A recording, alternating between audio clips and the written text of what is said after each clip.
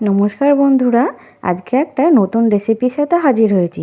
আজকের রেসিপিটি বাচ্চা ও বড়দের খুবই প্রিয় খাবার। চলুন তাহলে দেখে নেওয়া যায় কী কী উপকরণ দিয়ে করি। দেখুন, আমি একটা সসপ্যানে বড় সাইজের 1.5খানা আলু ও 3টে বড় কোয়া রসুন নিয়ে আমি সেদ্ধ করে নেব। সেদ্ধ করা হয়ে গেলে এখানে আমি আলু ও রসুনের চোকলাটা খুব ভালোভাবে ছাড়িয়ে নেব। এখানে আমার ছাড়ানো হয়ে গেলে আমি 2 টুকরো চিজ নিয়েছি, চিজটাকে ঠিক এইভাবে কেটে নিয়েছি। এবার সেদ্ধ করা আলু ও রসুনের ভেতরে আমি পরিমাণ মতো নুন ও পরিমাণ মতো গোলমরিচ, আমি গোলমরিচ দিয়েছি ছোটো চামচের 1 চামচ আর নুন দিয়েছি ছোটো চামচের 1.5 চামচ। নুনটা আপনারা আপনাদের পছন্দ অনুযায়ী ব্যবহার করবেন। এখানে অল্প পরিমাণে চিলি ফ্লেক্স দিয়ে দিয়েছি, আপনারা না চাইলে নাও দিতে পারেন।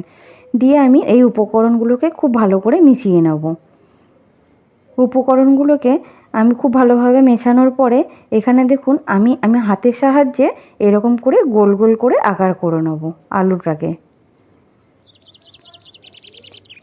আমি ঠিক এইভাবে করে একটা একটা করে একটু গর্ত করে নিয়ে এক টুকরো করে চিজ আমি এর ভেতরে ঢুকিয়ে নেব।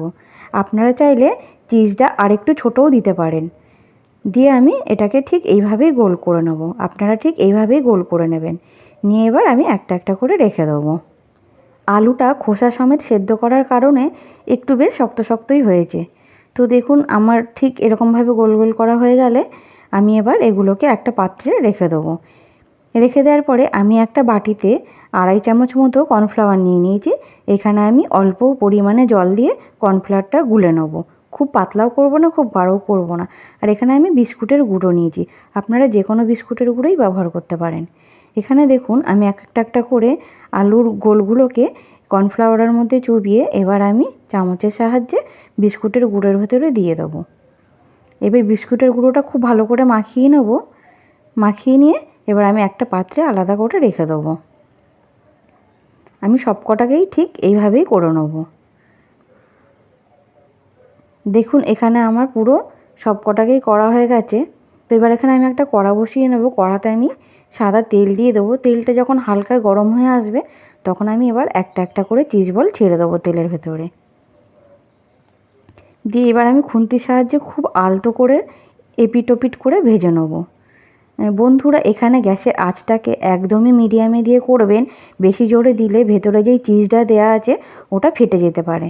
তো দেখুন, এখানে আমি আলতো করে উল্টে পাল্টে ভালো করে ভেজে নিয়ে আমার ঠিক ভাজা হয়ে গেলে আমি এই পর্যায়ে একটা একটা করে তুলে নেব। এবার একটা পাত্রে তুলে নেব। আপনাদের রেসিপিটি কেমন লাগলো অবশ্যই কমেন্ট করে জানাবেন। ভালো লাগলে লাইক, শেয়ার, সাবস্ক্রাইব করে পাশে থাকবেন।